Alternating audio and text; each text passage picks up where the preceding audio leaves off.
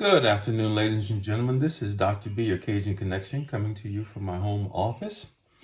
I wanted to get on and do a quick video giving my initial impressions of my new 14-inch MacBook Pro with the brand new M1 Pro processor. Just out. So let's get into my initial impressions.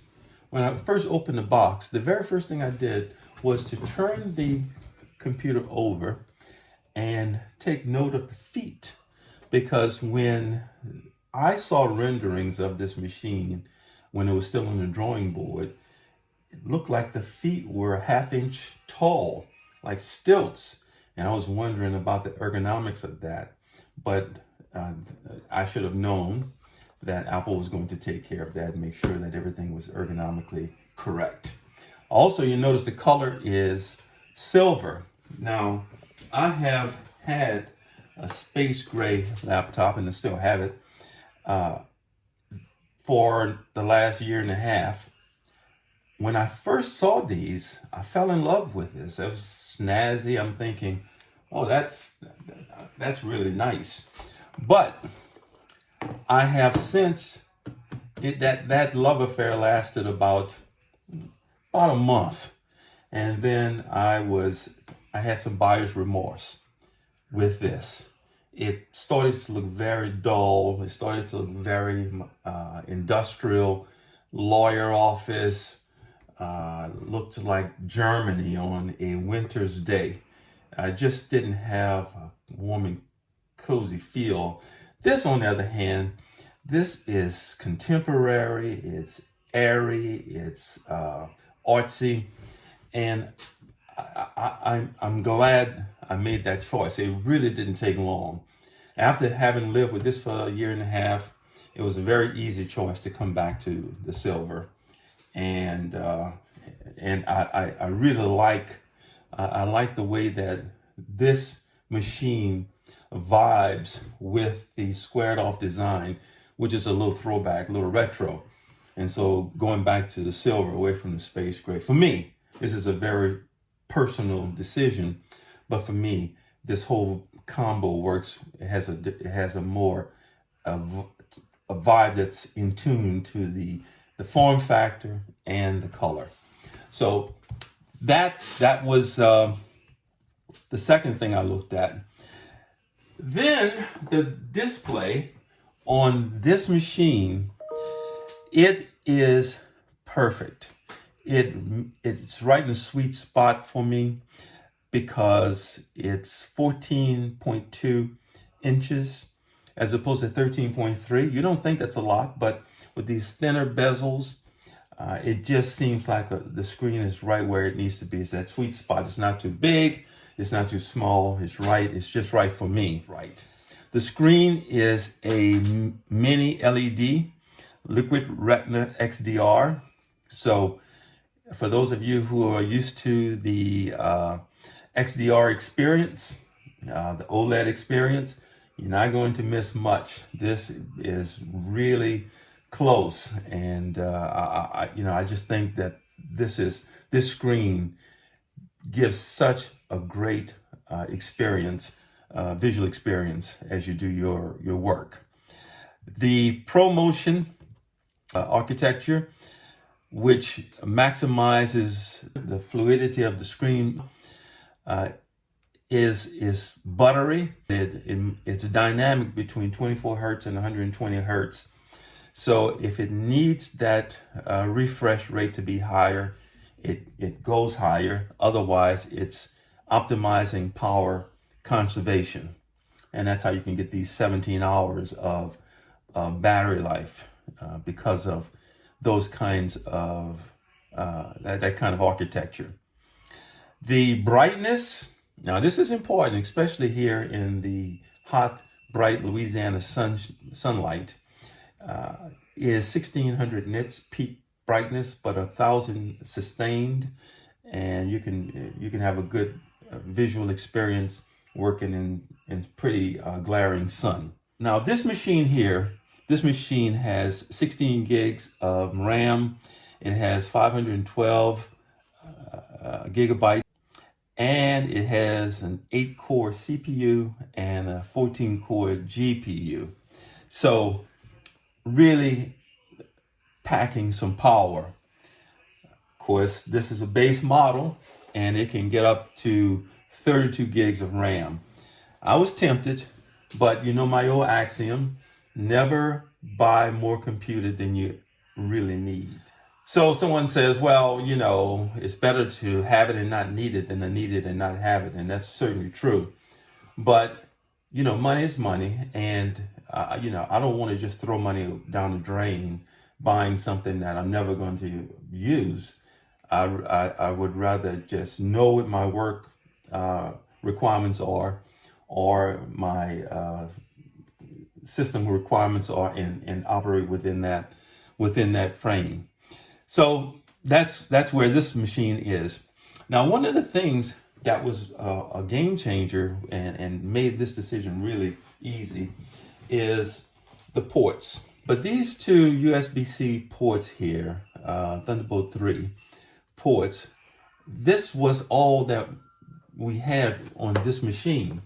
And that was annoying. You know, it was a love-hate relationship with that machine because, well, I had to manage cables, I had to have dongles, I had to have a docking station, and the docking station was kind of hefty and beefy, and so it just became untenable.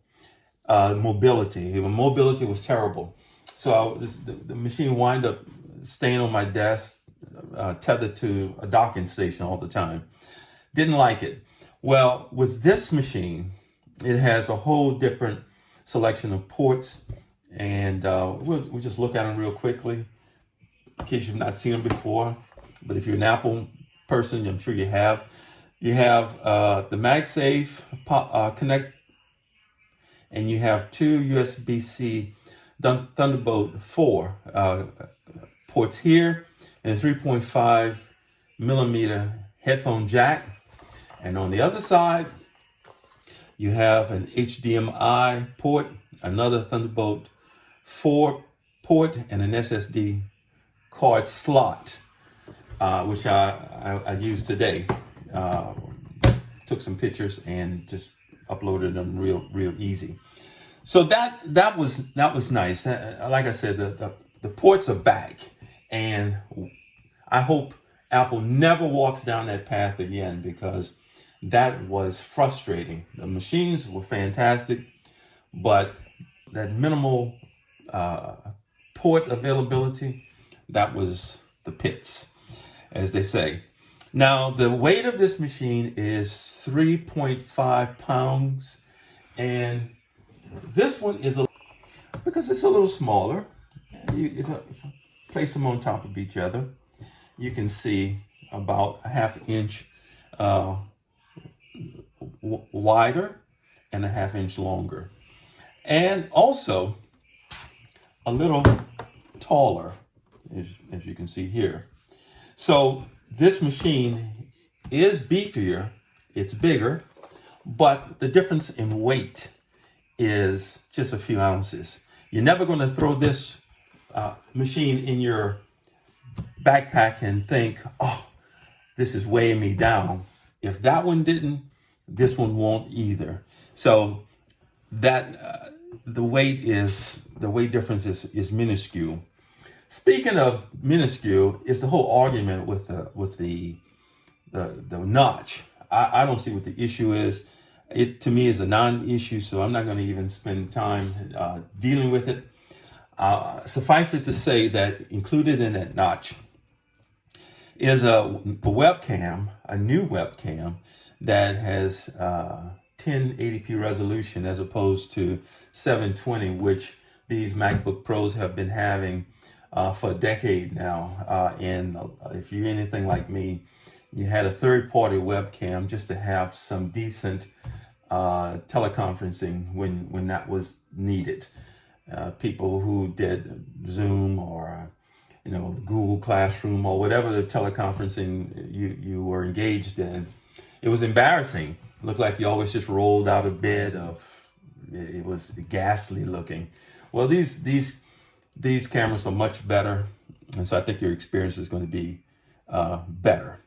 The battery life in here is they're claiming 17 hours. We'll see how it pans out given my particular workflow and usage.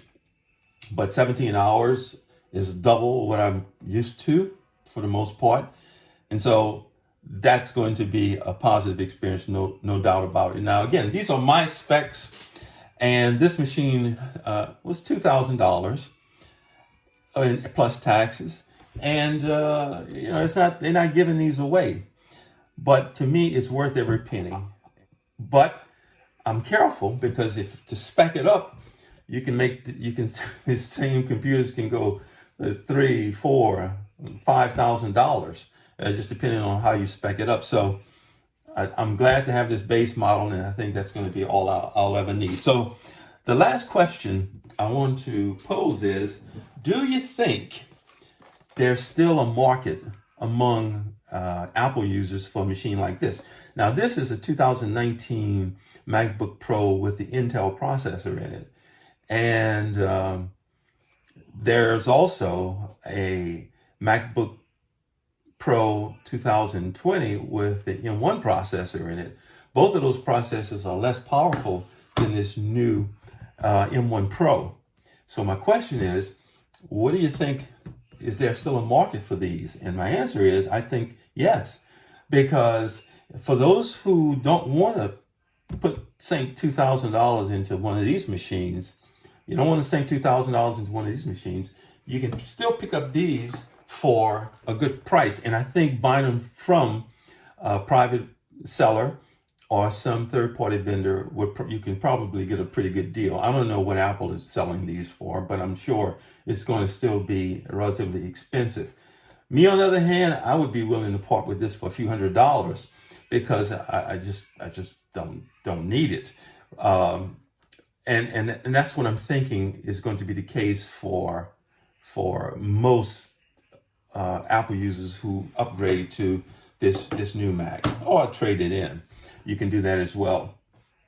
But for those users who are interested in breaking into the Apple ecosystem, you have an iPhone, you have an iPad, and now you want a laptop. I think if you don't want to drop $2,000, you can still drop a few $100s and pick one of these up and begin the journey of adopting the Apple ecosystem. Now, the last thing I want to say about this is this keyboard. It's still the Magic Keyboard. Fantastic. I was wondering how the black on black would look, and I can tell you it's excellent. So I have nothing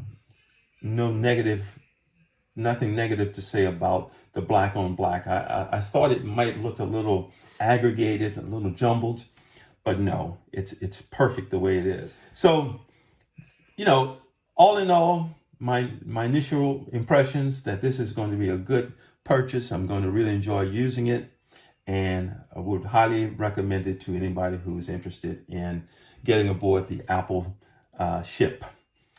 This is Dr. B. I am your Cajun Connection, just considering a few of the features on the new MacBook Pro with the M1 chip, and we'll catch you in the next video.